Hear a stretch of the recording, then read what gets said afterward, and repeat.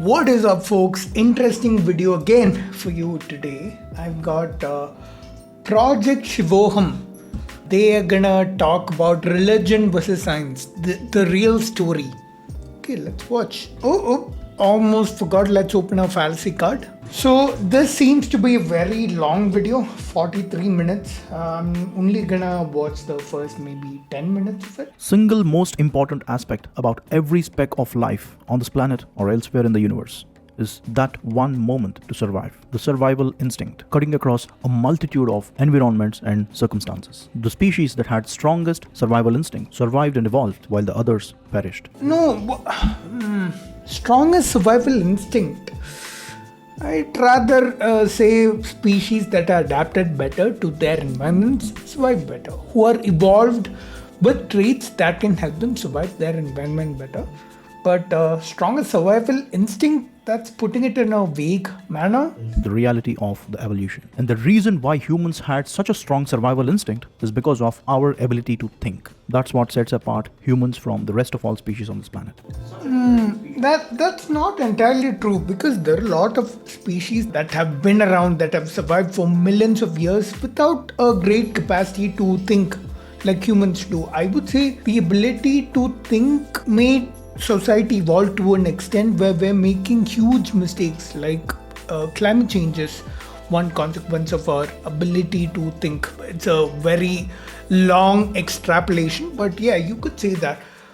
I would say that animals that have good adaptations, like a predator with good camouflage, maybe great speed, maybe great stealth, those are much better survivors than humans. I'd say the ability to think has helped us, certainly, but I wouldn't say that is what helped us survive all these years. I wouldn't say it's what improves our ability to survive. It's like the humans, to survive in this nature, every minute, every second, has always been a fight for survival. And as a part of it, very inherently and naturally, searching, seeking became part of a human's life. Seeking for food, seeking for shelter, seeking for clothing, everything. He's doing a bit of straw manning, because that's not how evolution works. He's giving a bit of misinformation. Do I have that? Don't have it. That's not how evolution works. Speck of human life has been a result of constant searching. Now, if you take a step back and look at the big picture of the evolution, two very important aspects played a crucial role in the evolution of human being. Number one is religion, and number two is science. However, really? It is often perceived that religion... Are these the most crucial things? I'd say things like a tribe, a family, emotional connections with other individuals, social groups. You're probably gonna argue that religion is what gave rise to that. But even before religion ever came to be, we had social groups, we had tribes, we had families, right? There are animals that form social groups with no concept of religion. Science is a product of our thinking, yes. Religion and science have been at loggerheads with each other. Is it really so? Is it that religion and science are diametrically opposite? Or is it our lack of understanding or misunderstanding? This doc film is intended to clarify that specific question. So I will say this: religion makes a lot of claims with no evidence, and science is just using evidence to progress our knowledge and our understanding. Using evidence, that's the key. This thing about evidence is where the conflict comes between religion and science. As religion and science are concerned, it could be contradicting elsewhere in the world, but when it comes to Bharat, they have never been conflicting. What shit, man. Bharat, everywhere in the world, India included, religion makes claims about scientific questions, like how the universe and the world came to be, how humans came to be, what determine things we do, the way we are, things that enable us to take care of ourselves, all these things. These are scientific questions, and religion makes claims without evidence. This doc film, I will explain you why. But before that, if you feel that this is a jingoistic content, or if you cannot put aside your religious beliefs and biases and watch this video, then this video is not for you. So I would suggest not waste your time and stop watching right here. And for those of you who are interested in truth, let's get started. Yeah, I mean, I don't really have high hopes for the video after everything you've said so far. But okay, let's watch 10 minutes of this. Starting with the basics, the semantics. What is the meaning of this word religion? The word religion in English originates from the Latin word religare, which means to bind, to join two things. In fact, the word ligament what we have in our body, the tissue that connects two different bones. It's called as ligament. And both these words This is so irrelevant. How is this relevant? mean one and the same. To bind, to join two things. And they have originated from one Latin word. Cool. Now And define if we look science. at the origin of the word Vedas, know. it originates from a root word called vid. The meaning of the Sanskrit word vid is to know or knowledge. In fact, the word Cool. Let me guess. You're gonna associate science with Vedas based on this. Let's call this equivocation, which is misunderstanding the meanings of words and using that to prove your point. Equivocation. This meaning of the word know, even though the word originated from Latin meaning to know, and you have Vedas, which are Sanskrit, which is the Sanskrit meaning of the word know, you can't equate the two because science, modern science at least, follows a way of using evidence, using something we know for sure to point the way towards further knowledge. We do not have such a thing in the Vedas, even though they both mean to know. The method that science uses is completely different from anything else, the Vedas in this case. word vidyardhi. It means the one who's seeking knowledge. So technically, Vedas and science, if we just look at the words literally, the meaning is one and the same. Yeah. See, that's equivocation. And for all my secular sweethearts out there, just hang on. I don't have an agenda to push. I just have a story to tell. When you say things like secular sweethearts, you're clearly trying to troll, you're clearly trying to use a bit of ad hominem right there. Why would anyone take your word? You claim that you have no agenda to push, but clearly you're pushing an agenda. Relax and just listen. So that's how these two words originated, and that's what they mean. Religion is to bind, science is to know. Now that we understood the meanings of these words, religion and science, now let's break down what religion and science literally look like. Let's start with religion first. A typical religion has one central divine entity, often referred as God. And this divine entity is often believed as far more superior to humans on multiple fronts like spiritually, emotionally, physically, psychologically, Often believed. Belief is the key. etc. And all the great qualities of this divine entity are often constituted into a core philosophy. And from this core philosophy are derived the values or guidelines on how to lead life in a particular way. And all the people who embrace these values and live by those values, following the core philosophy, ultimately turning towards the divine entity, this entire ecosystem is called as a religion. Sure, I will give it to him. I think I completely accept this statement about religion, this idea of religion. All the people who follow these values, core philosophy, and the divine entity are bound by this entire ecosystem. And that binding, that aspect of binding, is the very reason why this kind of a setup is called as a religion.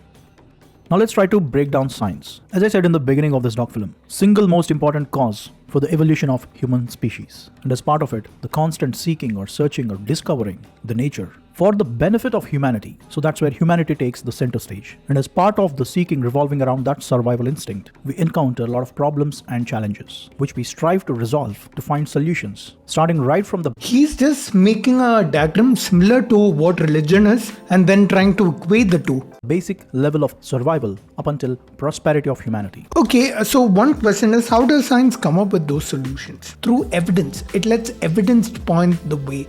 It has theories about how the world works based on observations. It lets further observations try to narrow down exactly what the thing is, with what explains the pattern that was observed. This doesn't talk anywhere about the role of evidence, about the use of scientific method, but okay. Finding these kind of solutions to the problems that we encounter in our day-to-day lives to make our lives better.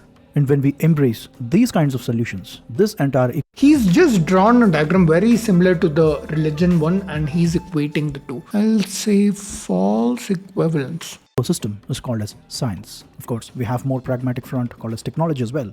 But for ease of expression, we'll just limit ourselves to science. So this is how science looks like when you slice it across. Now, where is the conflict between religion and science? But before that, I would like to clarify one very important thing. My objective is not to portray religion in a bad light. And also, I just don't want to blindly hype science just to play to the gallery. So try to understand the nuances.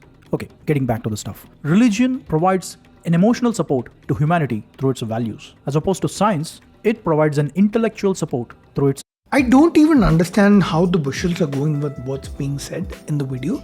He's saying dogma and then he's saying religion provides emotional support. Where are you showing that?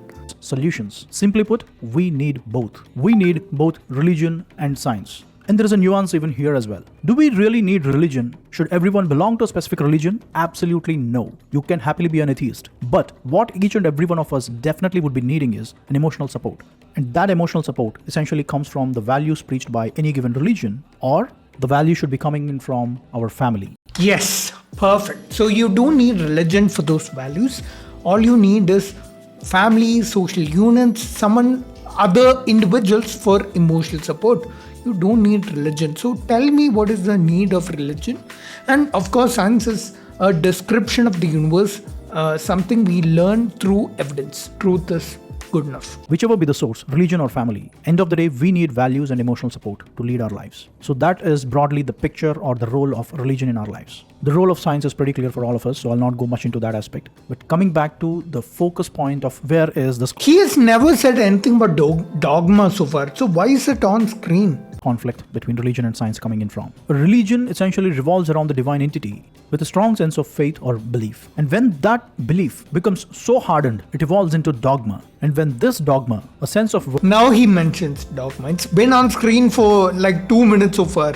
Just saying. Like, I don't understand how does a static frame like this, which has been there for like the last 2 minutes, engage such a large audience. It's got 106k views. Protrudes out of the spiritual realms of a religion and tries to... I would never make a video 43 minutes long with so much static frames, with like minutes over minutes of just static frames. This is just coming from another YouTuber. I cannot comprehend, I cannot fathom someone putting so much... Oh, he didn't put a lot of work, I guess.